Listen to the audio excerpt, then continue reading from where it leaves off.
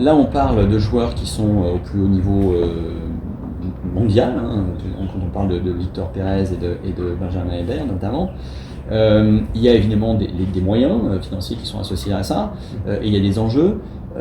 Pour vous, ça commence quand cette approche? Ça devrait commencer quand? Il faut que ça commence le plus tôt possible. Voilà, le plus tôt possible. Victor, il a toujours eu en ligne de mire justement le fait d'être dans le top 50 mondial, d'être dans les meilleurs joueurs du monde. Et très très tôt, il a mis en place autour de lui des équipes, avec les moyens qu'il avait à l'époque. Mais en tout cas, il avait toujours dans cette démarche d'avoir son coach, qu'il n'a pas changé de coach depuis 15 ans. Il a toujours le même coach, donc ça veut dire qu'il a toujours cette identité de swing qu'il fait depuis de nombreuses années. Il ne déroge pas parce qu'il sait que c'est un swing qui lui permet d'aller droit, faire les deux côtés. Bon voilà, il connaît son swing, il ne va pas déroger. Mais voilà, il s'est toujours entouré des bonnes personnes.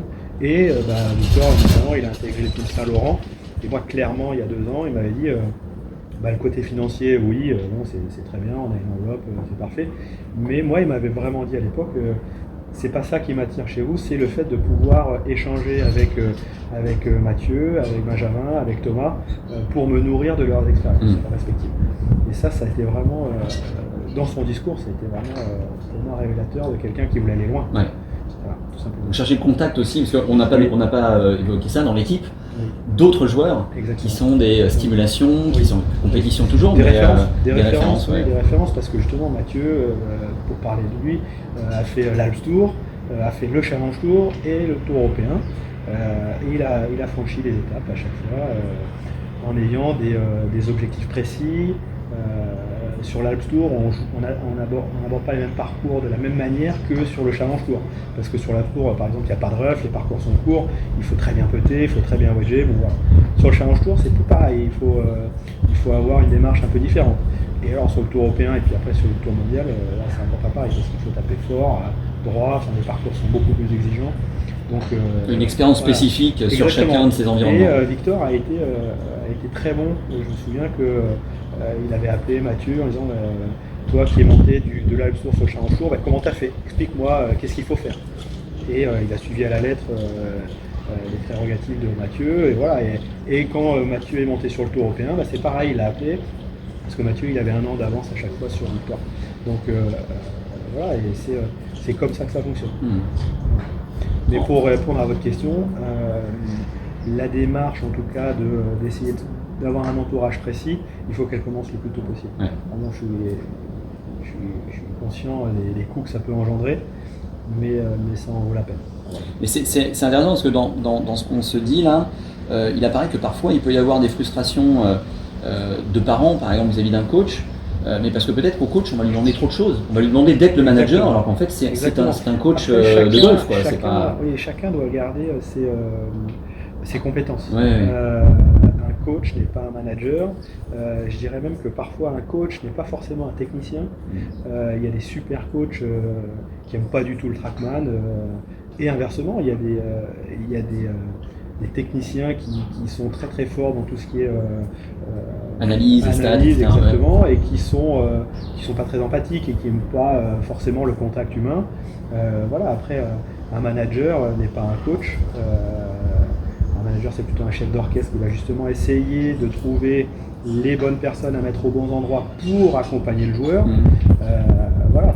Alors c'est plus facile de dire qu'un ostéo n'est pas un coach. Quoi. Oui. Voilà. Mais comme s'il est un peu golfeur, il a peut-être un avis sur lui. Ouais, mais justement, son avis, il le garde. Exactement. Ouais. Et c'est justement le rôle du manager de dire, ok, toi tu as un avis, ouais. Mais tu le gardes pour toi parce que sinon tu pourrais venir polluer l'avis du vrai coach. Ouais. Donc à chacun ses compétences. Donc à nous de trouver un coach, un préparateur physique, un préparateur mental s'il en a besoin au début.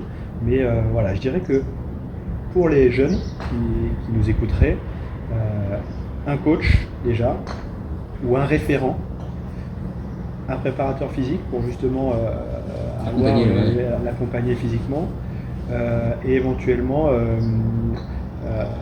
alors j'aime pas trop psychologue ou préparateur mental, mais un référent qui va pouvoir guider l'enfant ou le joueur. Mais voilà, coach, coach préparateur physique, ça c'est... Et le rôle pour le coup, parce que le jeune, on parle parfois de très jeune, donc sans doute pas la capacité lui-même à être son propre manager. Le rôle des parents, au final, de définir le périmètre de chacun et d'amener à ce que tout ça fonctionne bien. C'est le gros de mon travail aussi. Alors j'ai pas que Benjamin, j'ai pas que des joueurs pros. J'ai aussi j'ai une joueuse pro, j'ai des jeunes. Et justement, le gros de mon travail a été de travailler avec les parents, tout simplement, de leur faire comprendre que leur rôle était un rôle de parent avant tout. Et justement, c'est ce rôle d'affection, il est très important aussi. Donc, les parents ne sont pas des coachs, ou sauf exception, il peut y avoir des parents profs, coachs de golf, ok, très bien. Mais le rôle du parent doit rester le rôle du parent, c'est-à-dire aimer son enfant, l'accompagner, mais à aucun cas lui dire de monter le club vertical ou horizontal, ou de lui dire de faire 10 birdies dans une partie. Non, je pense que les parents ils accompagnent un projet. Exactement, ils accompagnent un projet, ils doivent rester aussi à leur place de parents. Mais c'est toujours délicat de s'improviser manager ou coach. Alors, c'est plus facile de s'improviser manager ou coach que kiné ou ostéo. Voilà, parce que là, il faut des diplômes précis. Donc c'est pour ça qu'il y a beaucoup coach de aussi, parents. Normalement. Oui, coach aussi. Oui, coach aussi. Mais c'est plus facile parce qu'on a toujours son avis. Ah bah lui il fait tel swing, ah bah lui il tape très fort, ah bah lui t'as vu il monte le club comme ça.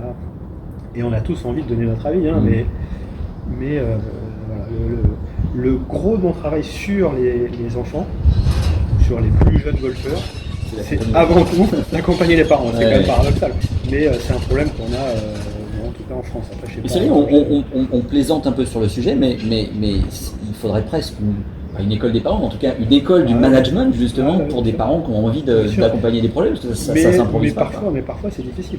Parfois c'est difficile parce que les parents n'ont pas envie d'entendre ça. Oui, les parents sont à fond dans le projet en disant bah, mon fils va devenir un champion, mon fils est extraordinaire. Oui. Et je sais comment il va faire. Je sais comment il va y arriver. Exactement. Alors moi c'est sûr que mon fils il est extraordinaire, mais mon fils il n'est pas golfeur, il aime pas trop le golf, bah, c'est pas grave. Je vais pas le forcer à jouer au golf. Okay. Mais c'est sûr que parfois les parents n'ont pas envie d'entendre ce que j'ai à leur dire. Et ça m'est arrivé d'avoir. Alors, je suis quelqu'un de très pacifique, mais pacifiste, pardon. Oui, des situations. Mais il peut y avoir des situations conflictuelles où je dis aux parents voilà, ça, là où vous êtes, c'est pas votre place.